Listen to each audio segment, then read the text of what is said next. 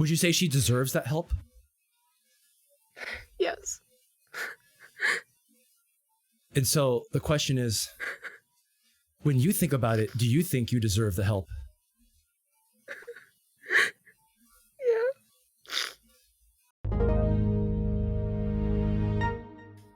Talking about this and your struggle would also be very beneficial for a lot of other people.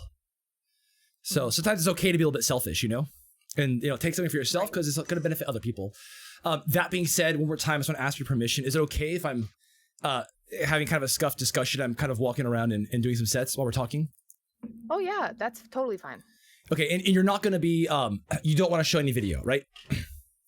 No. That's fine, perfectly fine. Okay, so, so I want to resume where we're talking about. I'm kind of just bringing people up to speed.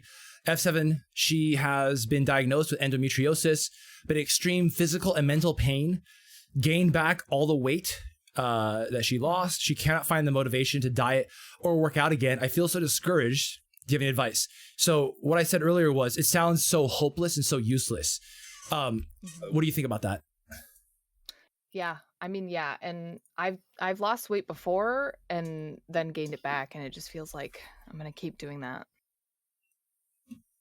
So I'm hearing it's futile. It's hopeless, right? You can't. What's the point of trying? I've been here before. Have you experienced that before? Like, besides the weight loss stuff, where things just felt kind of hopeless and pointless? Not to this extent, no. And not anything I can think of off the top of my head, but probably. When did you start feeling like it was hopeless?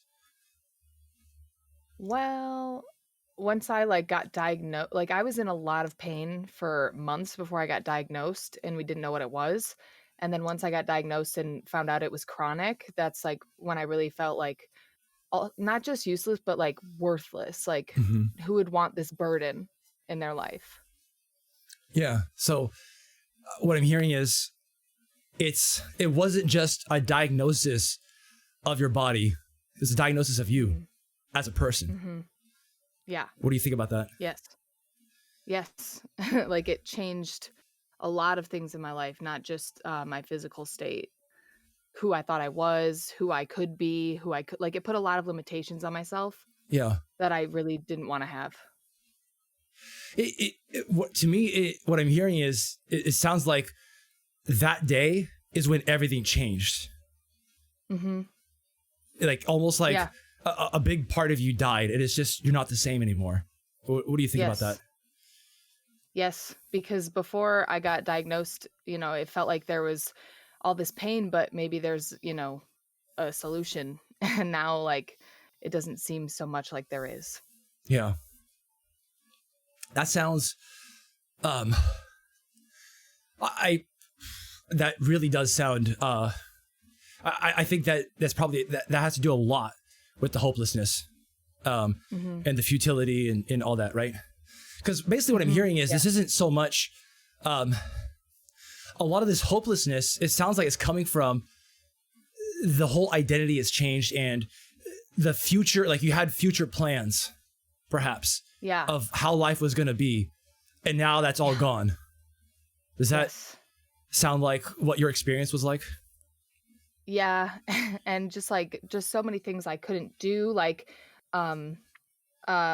and my partner went to a pool party during all of this, and I was in pain, and I just broke down because I couldn't go into the pool because I had a lot of stuff going on, and I was in a lot of pain, and I just was crying by myself downstairs while everyone was in the pool. And it just was a huge realization, I might have this happen to me so many times in life. Can you tell me more about what you were feeling at that time? You broke down on the stairs crying. What were you feeling like? Well, I was a burden, and I was going to be alone no matter what, because no one understood really what I was going through. And even when they did ask how I was doing, it felt like I was just oh, I'm okay. And it was so much worse than I ever really let it be to anyone else. Sorry. No, please keep going. Don't worry. It just was I had to act like I was okay a lot of the time. And it was just the pain was a lot worse than I let on, and the mental state was a lot worse than I let on. And I just felt so lonely, like if you just fell into a dark hole and no one could help you out of it. Yeah. I'm so sorry. No. Just sit with it. That was a lot, and I'm glad you shared that. Mm-hmm. So I want to touch more on the burden part. Mm-hmm. So you said you felt like a burden. Have you felt like a burden in the past to people? Yes. Can you share? That I have, because my younger life was really hard. My mother's a drug addict, and so a lot of the times, like, family members would have to take me in, and I felt like a burden a lot as a child. Mm-hmm. Why did you feel like a burden?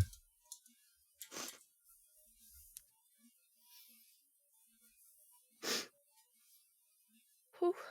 And by the way, if ever there's just questions or territory you don't want to go, please feel free to say, like, I just don't want to go there. I don't want to talk about it. I think it's important to maybe explore some of these topics, but if ever this is too much, just, you have permission anytime to just say, let's just not go there, and we don't have to talk about it. No, yeah. Okay, yeah. But also take your time. Definitely. This is helpful. This is already helpful. I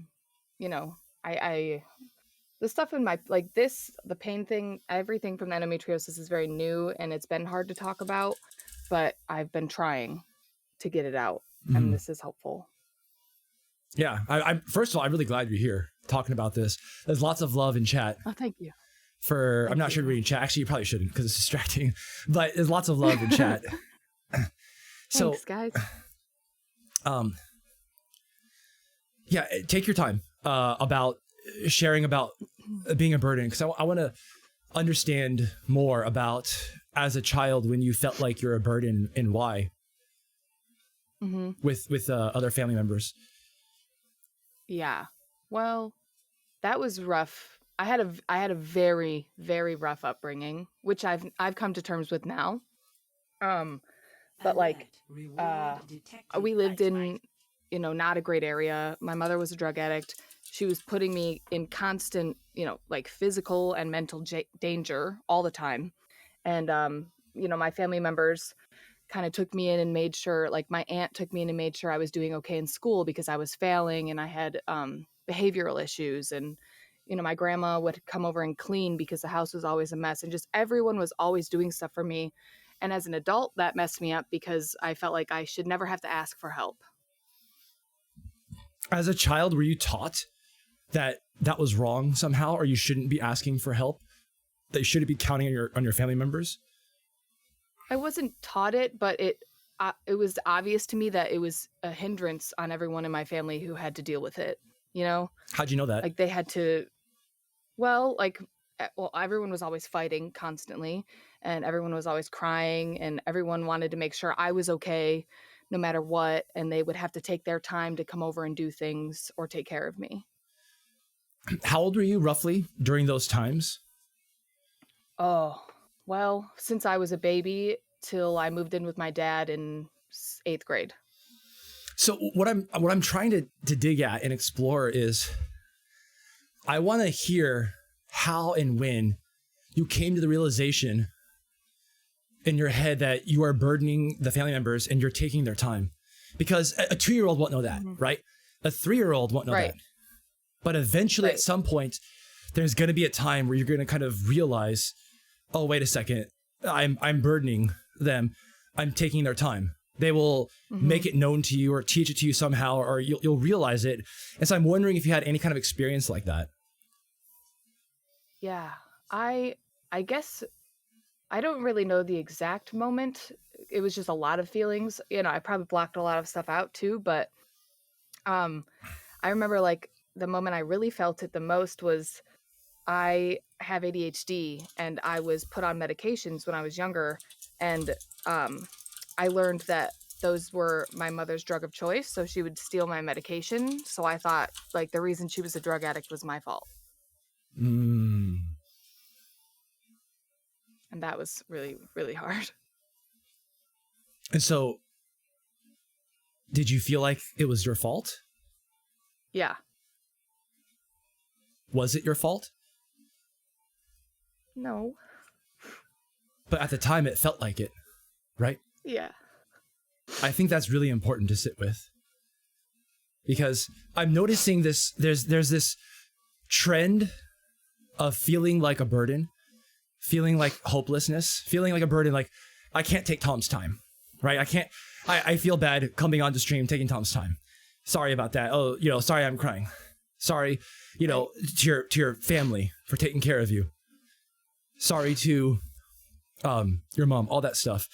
Let me ask you this, F7. If I told you there was a little girl who was growing up with a drug-addicted mom and family members coming over constantly to check on her, and an aunt checking on her to make sure she's doing okay in school, would you say that that's okay for the other family members to sacrifice for that little girl?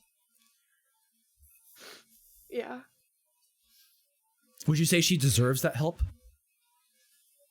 Yes. And so the question is, when you think about it, do you think you deserve the help?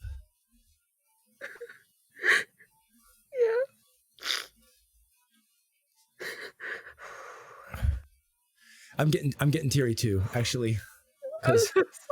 No, see, there it is again. Right? Is this program did? You feel like a burden. Sorry, I'm a burden. It's okay. It's okay to burden each other. It's okay to be selfish, right? I think at a young age, a lot of this probably stems from you feel like being a burden to other people. And that's really deeply ingrained in you. And you can't burden other people, which is probably fueling a lot of this hopelessness today with endometriosis.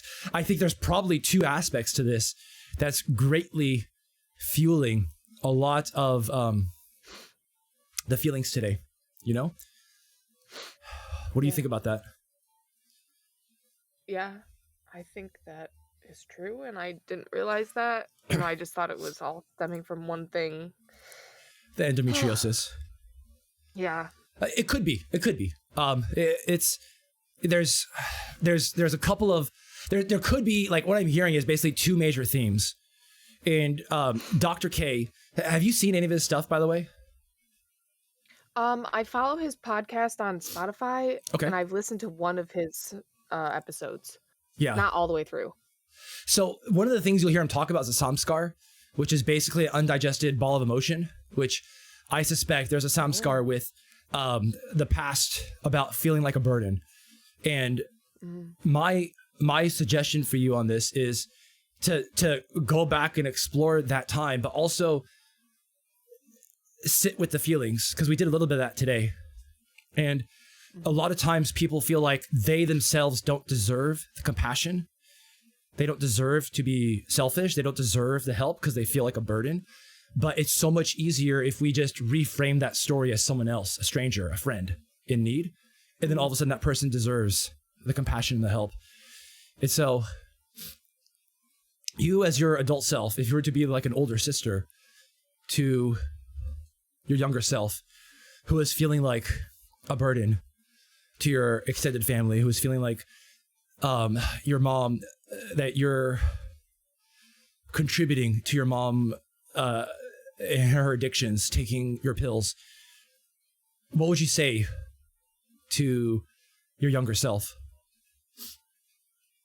To that younger sister? I would tell her it's not her fault. How could it be?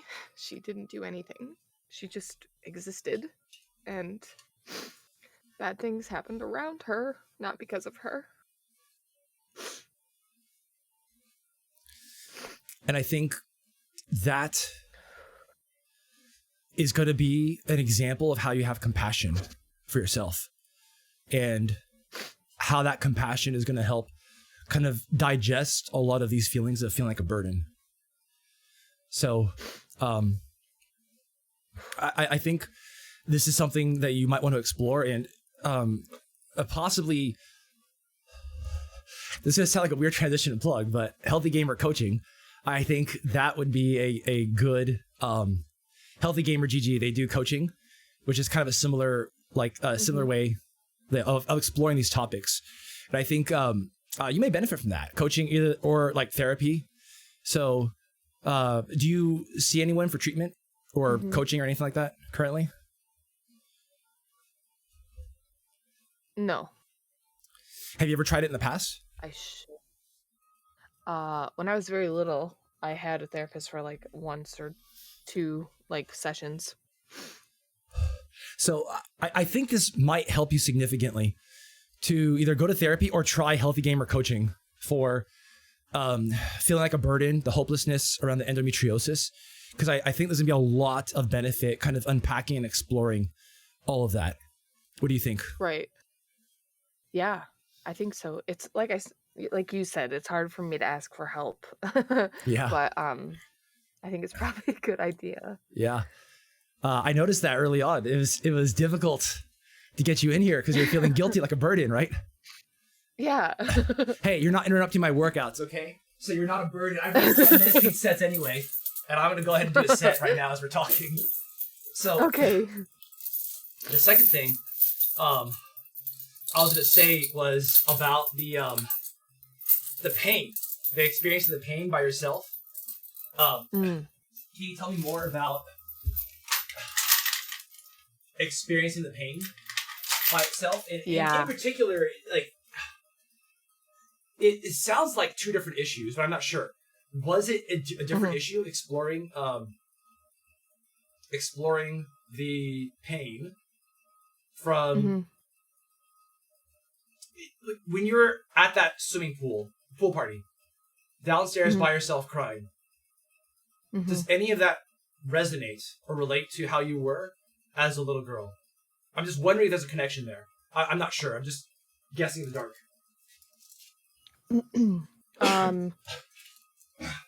Yes, maybe, I think. Like I said, this is a very new experience, but yeah, I mean, I can also see how it relates to that in a big way.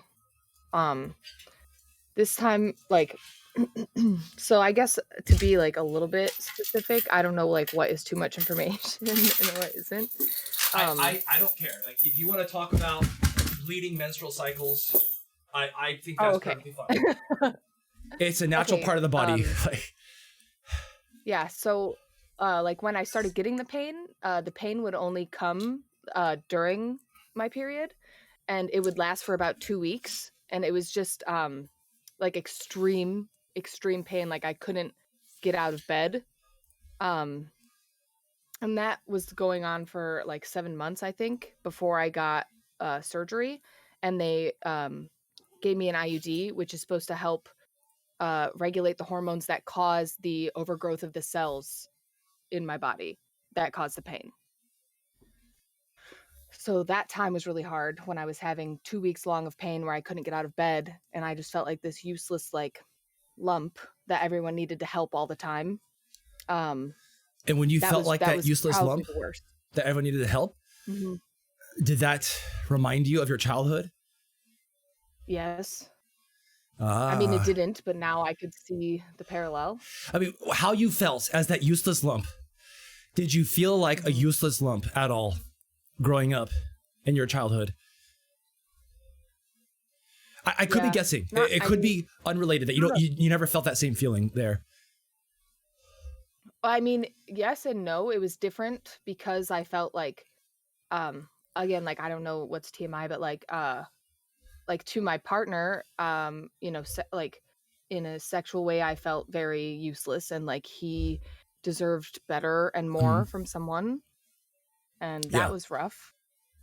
And I guess as a child, I felt like, you know, my grandparents and whatever deserved, you know, not to deal with me all the time. Where did you learn that they shouldn't have to deal with you? I don't know. You know, on the simple answer, I think, is it's all related to being a burden. But I think it's important for you to think about that a bit.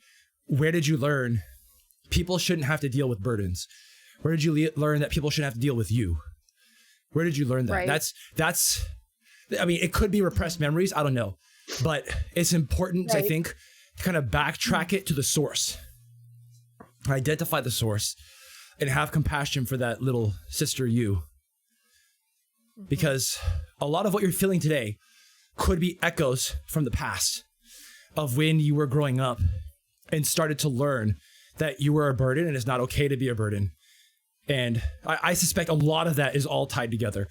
And what else? Okay, so I want to shift gears a little bit to actually now shift over to some practical stuff. So I don't think, because you've lost the weight before. I think you know how to lose the weight, right? You've been... Well... Okay, yeah, go ahead. That's another... oh, man. Okay, let's go. Let's go. Like, oh, I just have all this trauma. Oh, God. And so I struggled with like eating disorders in high school and like overuse of laxatives and stuff.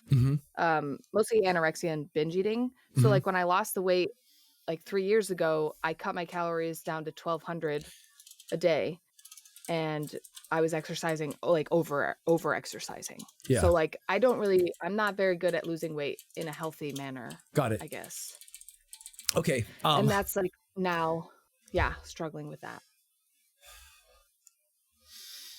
My point is, I think you've been a long enough viewer and community member that I'm pretty sure you've heard me talk about, losing weight in a healthy way, refeeding, and kind of identify, like, don't eat below BMR calories, that sort of stuff. Because, I'll just repeat all that, but instead of just repeating all it, let me ask you this. Right. Do you have any specific questions about any of that or struggles with any of that? Well, like right now, my biggest struggle is trying to find a balance between like eating in a happy way and eating in a healthy way, I guess. And like, obviously like food makes me happy and like food that's yummy and whatever. But like, I want to make sure I'm not just like, cause like when I would eat so little calories, I would sleep all the time so that I wouldn't eat. And I was unhappy. And then every time I'd get a compliment on how much weight I'm losing, oh, you look so good. Like, what are you doing? You're losing so much weight. I'd be like, oh, it's worth it. But I'm trying to find the middle ground of where is it taking away from my mental health, losing weight in that way. How did you feel when people were complimenting you? Amazing. What was amazing about it? It just felt like I did something right and people were proud of that. Do you need people to be proud of you? Feels like it. Are people proud of you? Maybe. Are you proud of you? I don't know.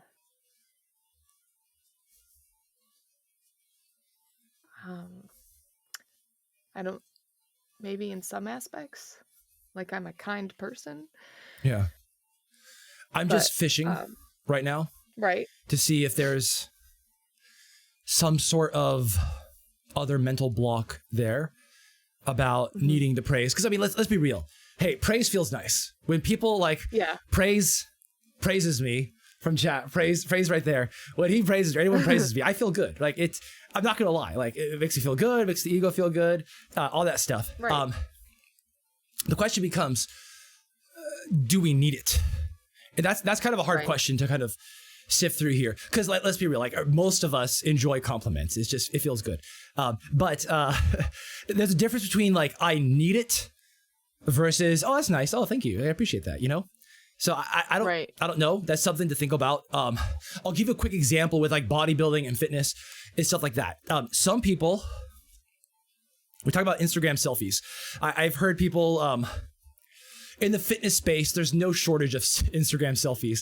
And I heard some people criticize like, oh man, they're just doing that because they're really shallow or they don't love themselves. They need someone to love them. And that may be true for some people. Some people do need the attention because they're trying to meet some need that they never had, that they never felt proud of themselves, or they never, or no one felt proud of them. They need to like prove something. Maybe, right? There could be some issue there. It could be that they want to just share progress. They're proud of it. They're happy. They completed a craft and they want to show this craft. It could be for business reasons. They want to, you know, they're marketing themselves because let's be real, fitness space is a bit of a business.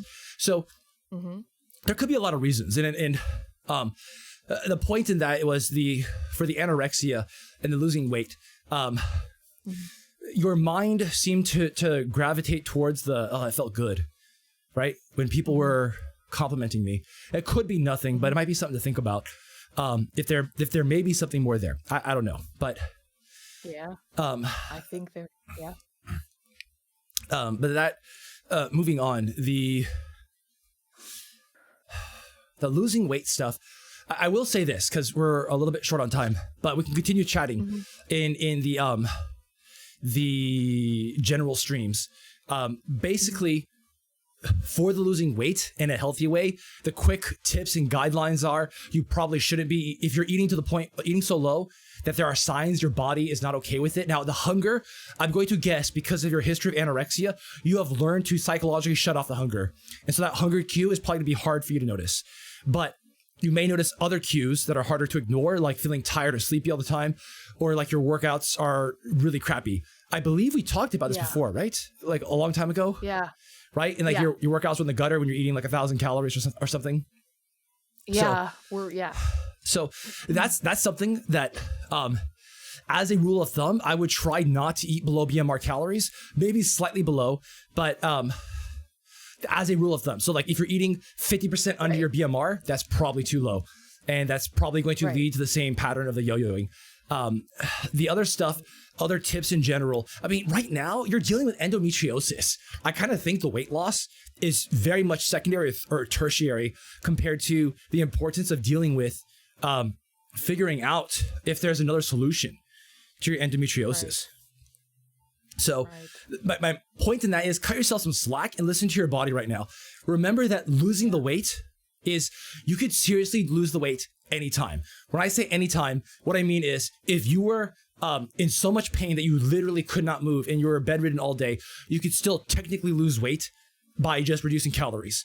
And obviously it's easier said than done. My point in all that is there's a bigger problem to focus on, which is one, the endometriosis and the extreme physical pain you're in. And two, digesting some of these mental blocks that comes with the mental pain, right? I should say unnecessary mental pain in the sense of the endometriosis is physical, and yeah, you kind of can't ignore that right now. But the mental pain, there's probably a healing solution there for you today through, oh wow, Healthy Gamer GG coaching. But through some sort of therapy or coaching that could help you kind of unravel that and at least eliminate one of those two burdens. And then the third thing I would say, let's get you, let's look at this from a very relaxed perspective of you can lose the weight anytime in the future, but if you want to start now, let's listen to your body, see how you're feeling with endometriosis, see where you can reduce calories or increase activity wherever you can, and then cut yourself a lot of slack if you're hurting so bad that you can't stick with it, or you are extra hungry and your body's telling you need some more food right now, because you can lose the weight in the future. Like let's try not to balloon and become 400 pounds because yes, if you reach extreme obesity, there is some long lasting effects that will make things harder. But for the most part, my point is, don't beat yourself up if you don't lose any weight for the next year. Don't beat yourself up if you gain 5 or 10 pounds. Don't beat yourself up in general. That's kind of the message here. Right. What do you think about that?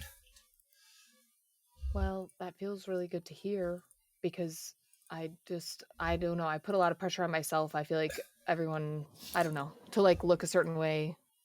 Yeah. For some reason. So it is really nice to hear someone be like, it's okay. Yeah.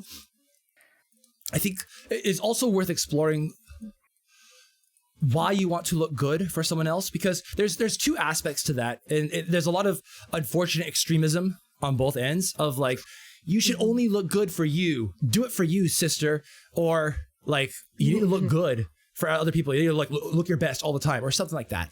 And so there's two extremes. And I think it's important to understand there's probably some middle ground to where if you watch that interview with Dr. K, where I interviewed him, he asked me why I work out, why I do this. One of the reasons is I want to look good for my spouse. I want to stay attractive for her. And I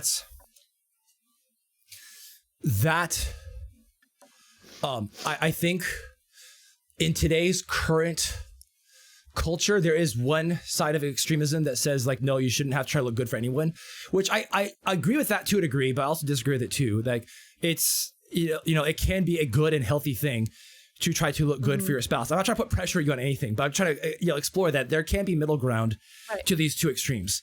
And it's not necessarily a bad thing, because to give a little bit of more insight on this, Helen, for example, one of her struggles was she was focused too much on doing it for herself, when in reality she was better at sticking with things if she focuses on doing it for someone else. So looking good for herself was not very motivating for her, but looking good for her spouse and also staying healthy for her children, that's way more motivating for her to stick with stuff. That being said, it's still a day-to-day struggle, and it still isn't perfect, but I just want to give some show some different shades of gray to that. And finally, I want to ask you, okay, there's two more quick topics I want to just touch on, which is the anorexia. I wanted to ask you about the anorexia because in my experience, people who are anorexic are often anorexic because of control issues, where they didn't have control in their life, but this was a place they could control and it felt good. What do you think about that? I'm gonna do a set while you're talking. I'm still listening. Oh yeah, I never thought about that like that, and that makes a lot of sense, because it was mostly like in high school that I had to deal with that, and that was when I moved in with my dad, and I mean, I was having less like crazy stuff going on around me, but like you said, it might have felt good to be in control of something. I don't know. And with like, I don't know, high school, like I said, that was a hard time too. And I go back and forth between like why I think I need to lose weight, and especially right now, like I'm following a lot of body positive people online because I've gained so much weight and I'm just trying to be okay with who I am. But then I go back and forth between this mindset of like, should I be okay with who I am and not try to lose the weight, or should I try to lose the weight because what, health or appearance or what, like trying to find the reason why.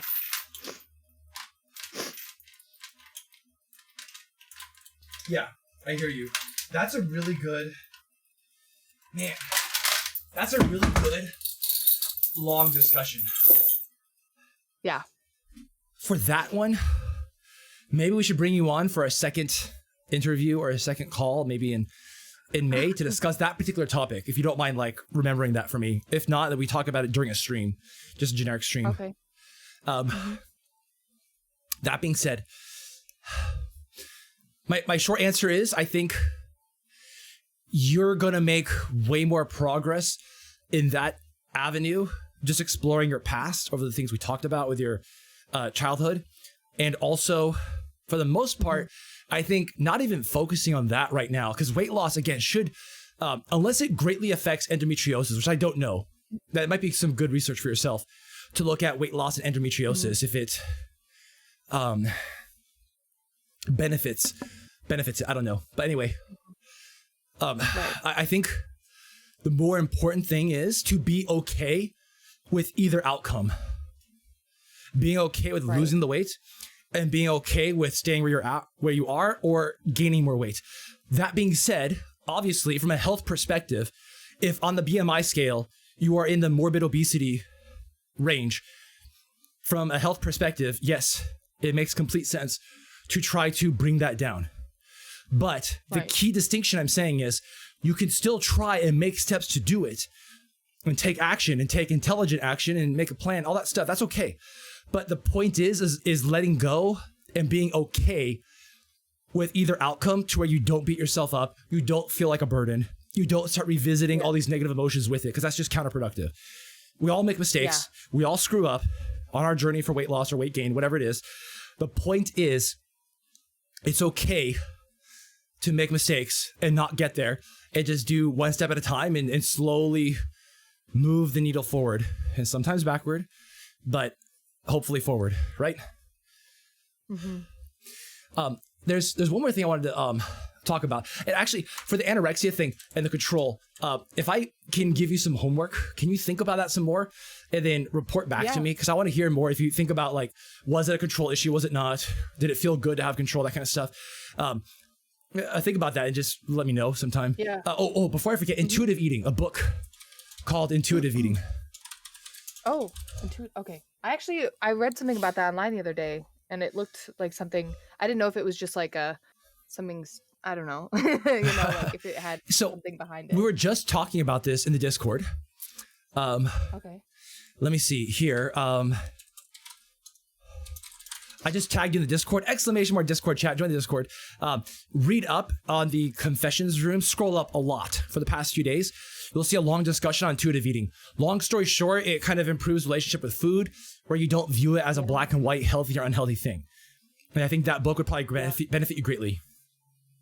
Okay, awesome. Yeah, that is definitely something I'm interested in, because I think like the over obsessing about it is one of the reasons I fail often. Yes, but I think that book will help decouple that. Now, obviously, the rules still apply. To lose weight, you need a calorie deficit.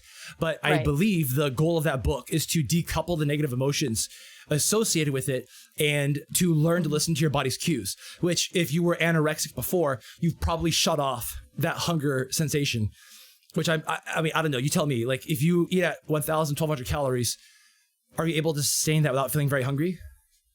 Well, since I got diagnosed, when I was like in bed a lot, I would eat a lot more, which is probably why I gained a lot of the weight. But like eating felt good when I was in pain, so I did that more. So yeah, I do feel hungrier now. Okay, man, that's another one too. Next time, if we have another discussion, those two topics, the whole body positive thing, and also eating feels good. If you don't mind, just like jot those down as something that I would like to explore more with you in this kind of sense. But the last thing I want to talk about is my experience with back pain, which I'll probably just share on stream. But I want to ask you, like, how do you feel about this discussion? And do you have any questions or thoughts for me? Well, this has already been really helpful. I think crying was helpful, and getting out some of the stuff I haven't been able to talk about was really helpful, and realizing that it wasn't just like a lack of motivation or lack of energy. It was a whole mental state contributing. Yeah, that could be I've been feeling a huge mental block, making things so much harder. Yeah. Okay. I've just been like, why can't I have this motivation? Yeah. And I think this is important to explore, because when it comes to motivation, there could be so many things going on. And this is, I think, this is probably going to be a huge aspect to this that'll improve your day-to-day general motivation. Yeah. Okay. Awesome. Anyway, let me think. Do you have any other questions or thoughts? No. Okay. Well, thank you, F7, for coming on so suddenly and having this discussion. Thank you. And I'll see you back in the chat. Okay. All right. Bye. If you like the content, comment, and subscribe on YouTube. Also, follow us on Twitch and leave the notifications on. Feed your brain, feed your body, and see you next time.